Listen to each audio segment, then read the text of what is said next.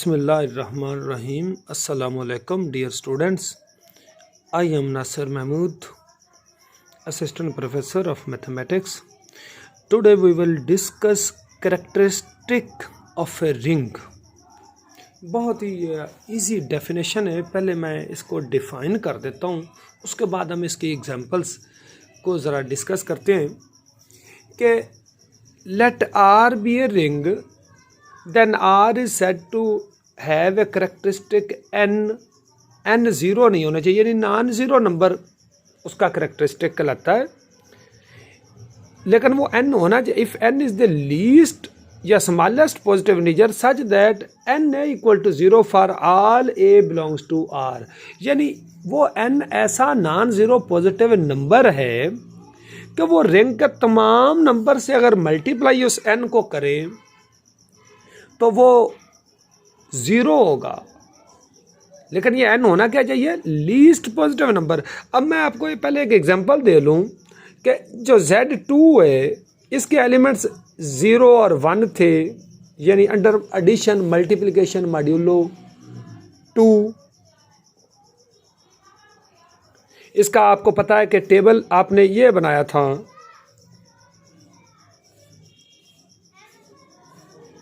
यानी यहाँ पे प्लस 0 1, ये भी 0 और 1, 0 प्लस 0 0, 0 प्लस 1 1, 1 प्लस 0 1 और 1 प्लस 1 2, 2 की जगह आपने 0 लिखा था क्योंकि 2 डिवाइडेड बाई 2 आंसर आपने 0 लिखा था क्योंकि ये अंडर मॉड्यूलो 2 था, अंडर मॉड्यूलो 2। अब ये Z2 के एलिमेंट्स तो 0 और 1 है ना, अब 2 इसका करेक्टरिस्टिक है, 2 को 0 से मल्टीप्लाई किया 0, वो तो ऑब्वियसली 0 आना है, 2 को 1 से मल्टीप्लाई किया आंसर 2 1s are 2, लेकिन हमने लिखना क्या है, 2 1s are 2 नहीं, 2 को 2 डिवाइड किया तो रिमाइंडर 0 आया। तो यानी ये इस रिंग के तमाम एलिमेंट्स को 2 से मल्टीप्लाई करें आंसर 0 आया। अच्छा, वैसे 4 मल्टीप्लाइड बाई 0 वो भी 0 और 4 मल्टीप्लाइड बाई 1, 4 1s are 4, 4 को 2 पे डिवाइड किया फिर रिमाइंडर 0 आया। इसका करेक्टरिस्टिक एक 2 भी है, इसका करेक्टरिस्टिक 4 भी है, 2 भी है 4 भी है, लेकिन 2 और 4 में लीस्ट पॉजिटिव ये लीस्ट है, ये क्या है, ये नंबर 2 जो है ये लीस्ट है, लिहाजा इसका करेक्टरिस्टिक क्या हुआ 2। Z2 का करेक्टरिस्टिक इस तरह, Z3 उसके एलिमेंट्स क्या थे 0 1 2, इसका करेक्टरिस्टिक 3 है, इट्स करेक्टरिस्टिक इज 3। वो कैसे, 3 को 0 से किया 0, 3 को 1 से किया, ये अंडर मॉड्यूलो भी तो 3 है ना, तो 3 1s are 3, 3 को 3 पे डिवाइड किया आंसर क्या आया जी, आंसर आया 0, 3 2s are 6, 6 को फिर 3 पे डिवाइड किया रिमाइंडर 0। तो इसका करेक्टरिस्टिक, हालांकि ये तीनों को यानी वो मल्टीप्लाई 3 से करें तो क्या आंसर आया 0 आ रहा है, इसका Z3 का 3 आया। तो ये मेरा ख्याल है आपको करेक्टरिस्टिक की समझ आ गई कि 2 है, ये 3, ये तो नॉन ज़ीरो है, लेकिन ये रिंग के तमाम एलिमेंट्स को आप जब मल्टीप्लाई करें तो आंसर क्या आता है 0 आता है। तो वो क्या कहलाता है, such a number non zero number is said to be characteristic. तो Z2 का 2 है, Z3 का करेक्टरिस्टिक 3 है, ZP का करेक्टरिस्टिक क्या हुआ फिर P हुआ, और Z Q R और C ये भी हमें पता है कि रिंग्स हैं, इनका करेक्टरिस्टिक 0 है, 0 के अलावा और कोई ऐसा नंबर नहीं जिनको मल्टीप्लाई करें और इनके आंसर्स बन जाएं 0। तो इनका करेक्टरिस्टिक क्या है, इन चारों का 0 है। एक और ज़रा रिंग की कुछ प्रॉपर्टीज़ हैं वो भी आप ज़रा देख लें कि इन ring R M plus N, अगर M N इंटीजर्स हैं, A तो रिंग के तमाम एलिमेंट्स हैं, M plus N multiplied by A equal to M A plus N A for all A belongs to R and M N belongs to Z, और M N multiplied by A इसे आप लिख सकते हैं M multiplied by N A, और A power M whole power N इसे हम लिख सकते हैं A power M N, M multiplied by 1, 1 इसमें मल्टीप्लिकेटिव आइडेंटिटी है, वन क्या है, मल्टीप्लिकेटिव आइडेंटिटी ऑफ रिंग है। m इंटू वन का स्क्वायर भी लिख सकते हैं इसे, m इंटू वन वन भी लिख सकते हैं। नेक्स्ट है m a multiplied by it is equal to m a multiplied by b।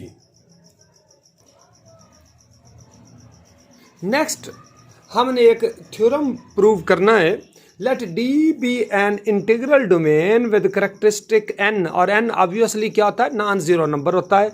If n is non zero then n is a prime number, यानी अगर इंटीग्रल डोमेन है तो जो उसका करेक्टरिस्टिक है वो क्या होना चाहिए, प्राइम नंबर होना चाहिए, कंपोजिट नंबर नहीं। जैसे Z2 का 2, Z3 का 3 और ZP का P है ना, ये मैंने आपको पहले बताया, लेकिन यहाँ पे आप हम वो एग्जांपल से नहीं साबित करेंगे बल्कि हम एक थ्योरम के फॉर्म में उसको एनालिटिकली हम प्रूव करेंगे।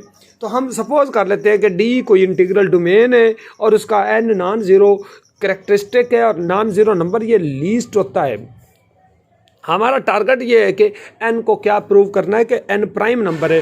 तो हम सपोज कर लेते हैं कि n प्राइम नहीं है, suppose that n is not prime. अगर n प्राइम नहीं है तो इसको मतलब n को आप P1 P2 यूँ लिख सकते हैं ना, क्योंकि प्राइम नहीं है तो फिर इसके दो फैक्टर हुए, और ऑब्वियसली P1 और P2 दोनों 1 के इक्वल नहीं है क्योंकि प्राइम क्या दिया है।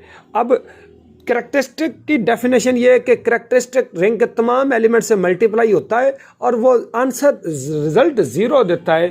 तो चूँकि n प्राइम नहीं है लेकिन n को आपने करेक्टरिस्टिक मान लिया है, लिहाजा for all a belongs to D n a equal to zero हुआ।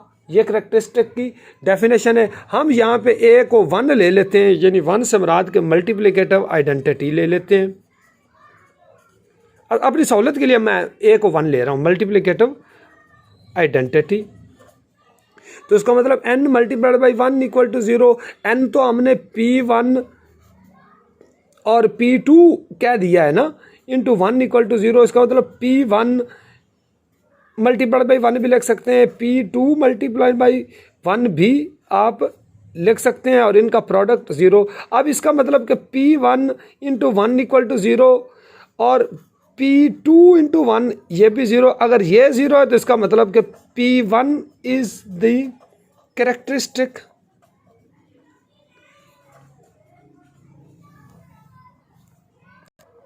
अच्छा, अगर P2 into 1 equal to zero है, यहाँ P1 ज़ीरो है तो P1 कैरेक्टरिस्टिक, इसका मतलब कि P2 इज़ द कैरेक्टरिस्टिक।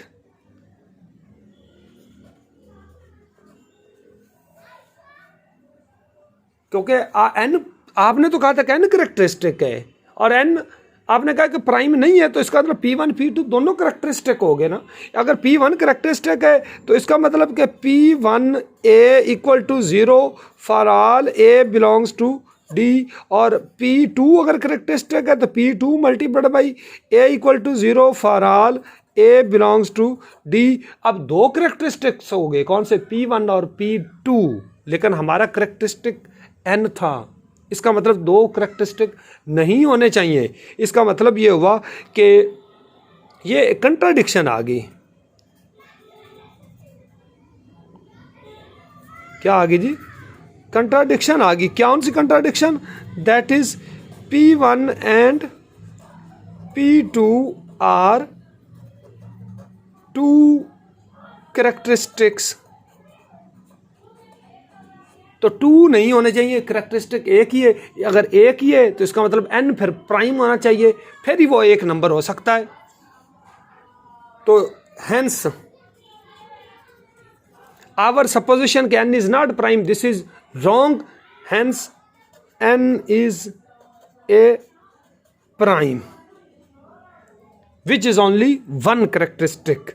यही हमने प्रूव करना था एज required.